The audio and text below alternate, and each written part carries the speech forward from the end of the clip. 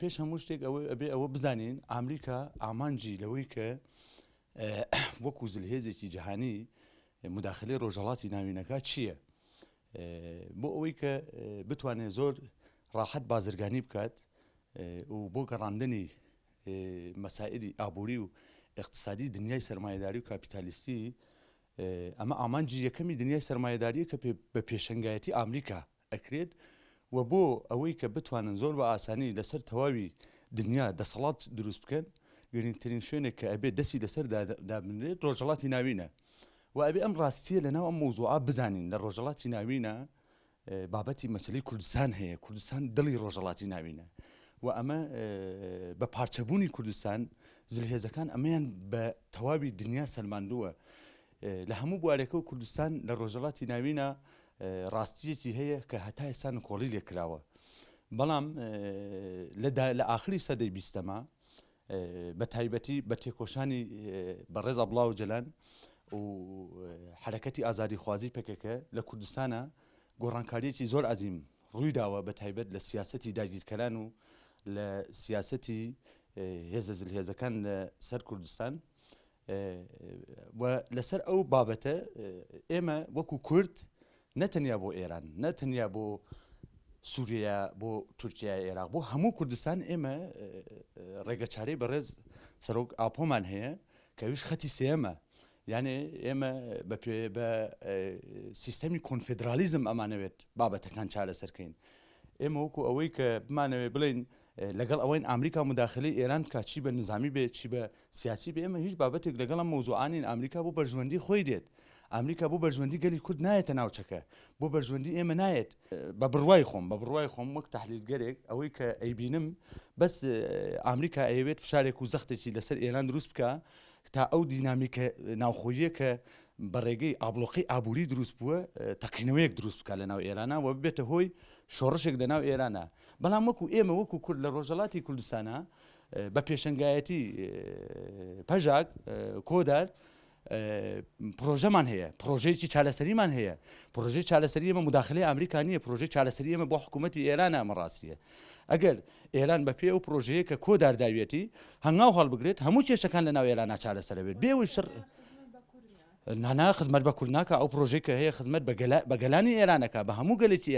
ئێران موزایەکی نەتەوەییە لە واقعە تۆ دەوری ئێران سیرکەی لە بەلوچ بیگرە هەتا عەرەب لە عەرەب بیگرە هەتا دێتەوە لە لۆر بیگرە هەتا کورد تا ئەچێتەوە ئازەریەکان و تەواو ئەم گەلانە لە ناو ئێرانە ژیانەکەن بەس ناوەڕاستی ئێرانەکە گەلێکی فارسی تایە ئەوەی کە گرینگە ئەو گۆڕانکاریانەی کە ئێمە ێژین وەکو کۆنفدرالیزمی دموکراسی وەکو ڕێگەچارەی خەتی سێم لە نەتەنیا بۆ ئێران بۆ تەواوی ڕۆژهەڵاتی ناوین بۆ مرۆڤایەتی ئەم خەتە ئەمە واقعیەتێکە کە ئێمە کورد لەسەری ئەڕۆین و ئێمە هیچ کاتێک وەکو گەلی کورد لەگەڵ شەڕانین شەڕ ماڵ وێرانکەرە شەڕ لە خزمەتی سەرمایەداریایە و گەلی ئێران پێویستیان بەوە هەیە و بە تایبەت گەلی کورد کە هەنگاو بەرەو زێهنیەتێکی دموکراسی بنێن ئەوەی کە گرنگە ئیمڕۆ لە ئێرانە نەتەنیا بۆ گەلی کورد بۆ هەموو گەلانی ئێران زێهنیەتێکی دموکراسیە و بە پێی زێهنیەتێکی دموکراسی گەورەترین شەڕێک بەڕای من بە پێی بیرۆکەکانی ئێمە کە ئەبێ بکرێت نافەرمانی مەدەنیە گەورەترین شەڕێک کە ئەبێ بکرێت نافەرمانی مەدەنیە کە بێتەوە کاری ئەوەی کە دەسەڵات چۆکدابا بۆ سیستەمی گەل نەها ڕابشێکی چێ بووە لە گشتی ڕۆژهەڵاتە ناوین بتایبەت ئەو هەرەشێن ئەمریکای هێکی دبێژەم ئێرەش ئیرانێ بکەن و ئەم بێژن تحریم لەسەر ئیرانێ ji her alîva zêde têkirin ئێمە وەک کورد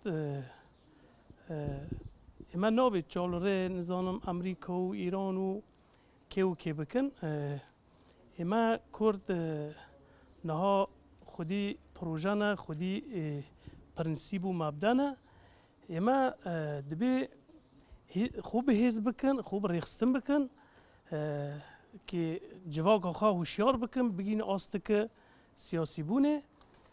Kurd bi giştî yani fırsatekî dîrokî tê pêş yani wisa diyar e rewşên moğiyetên xweş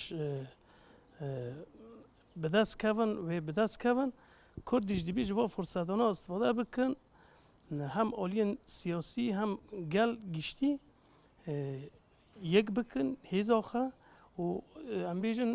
هیزن جدا جو کردان جی یعنی هیزن سیاسی هنه گل ایران بگیشتی نتوین جدا ایران هنه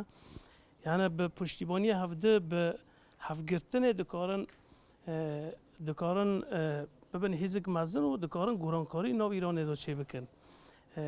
یعنی از باور نکم گیشتی هیزن ناو ایران